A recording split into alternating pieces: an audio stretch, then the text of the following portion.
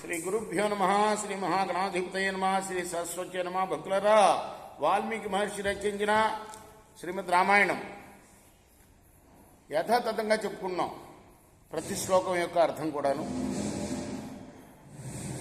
ఇందులో భాగంగా నిన్నటి వరకు బాల, అయోధ్య, అరణ్య, కిష్కింద, సుందరకాండలు పూర్తి చేసాం.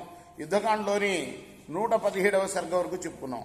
ఈ రోజున 118వ సర్గని చెప్పుకుందాం. చెప్పుకునే ముందు వాల్మీకి మహర్షిని ప్రార్థన చేసుకుందాం. పూజంతం రామ రామేతి మధురం మధురాక్షరం ఆరుహ్య కవితా శాఖాం వందే వాల్మీకి కోకిలం.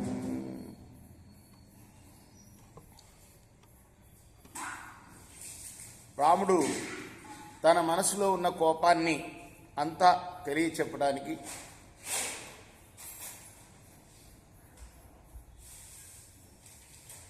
ఎదురుగుండా నిలుచున్న సీతమ్మతో, ఓ మంగళస్వరూపిణి, నేను యుద్ధంలో శత్రువుల్ని జయించి నిన్ను సంపాదించుకున్నాను.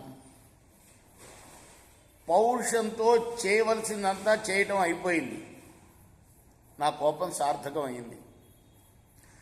శత్రు తిరస్కారాన్ని తుడిచివేశా. నాకు జరిగిన అవమానాన్ని, నా శత్రువుని ఏకకాలంలో నిర్మూలన చేశాను. నేను పడ్డ కష్టం అంతా కూడా సఫలమైంది. నా ప్రతిజ్ఞ నెరవేరింది. నేను లేనప్పుడు నిన్ను చపల చిత్తపు రాక్షసుడు ఎత్తుకొని పోయి వచ్చాడు. దైవికంగా నాకు అవమానం అయిపోయింది. ఇది ఆ అవమానాన్ని నేను పురుష ప్రయత్నంతో పోగొట్టుకున్నాను. అవమానాన్ని తన పరాక్రమంతో పోగొట్టుకోలేని పరాక్రమహీనుడికి ఏ పురుషార్థము చేకూరదు. హనుమంతుడు సముద్రలంఘనం చేసి లంకాపట్టణాన్ని గగ్గోలు పరిచాడు. అప్పుడు చేసిన ఆ శ్లాఘనీయమైన పని ఇప్పుడు సఫలమైంది.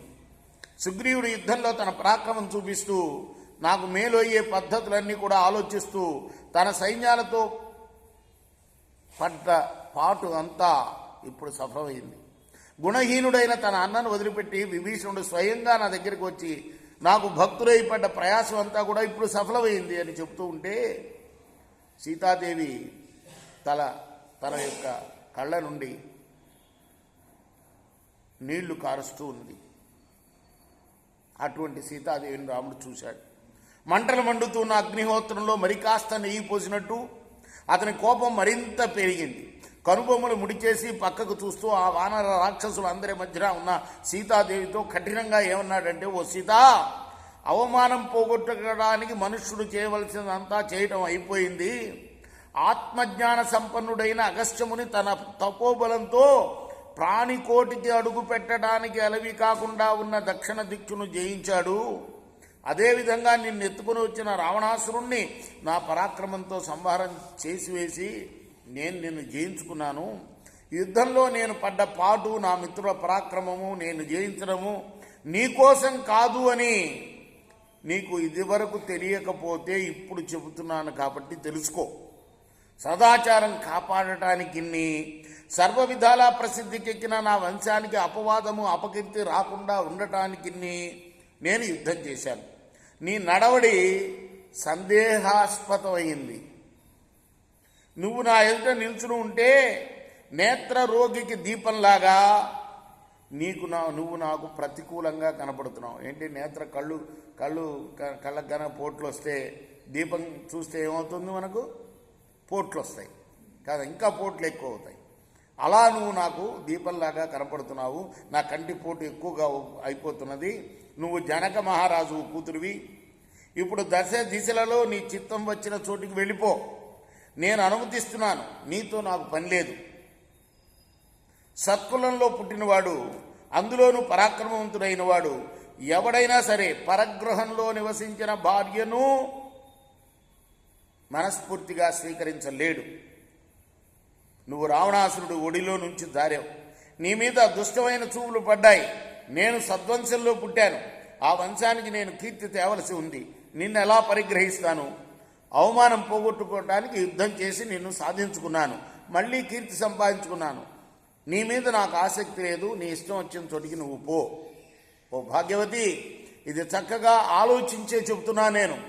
నీ ఆత్మ పోషణార్థం లక్ష్మణుడి దగ్గరికి కానీ భరతుడి దగ్గరికి కానీ ఎక్కడ ఉంటే సుఖంగా ఉంటుంది అనుకుంటావో అక్కడ ఉండు, లేదా వానరరాజు అయిన సుగ్రీవుడి దగ్గర ఉండు, అలా కాకపోతే రాక్షసరాజు అయిన విభీషణుడి దగ్గర ఉండు.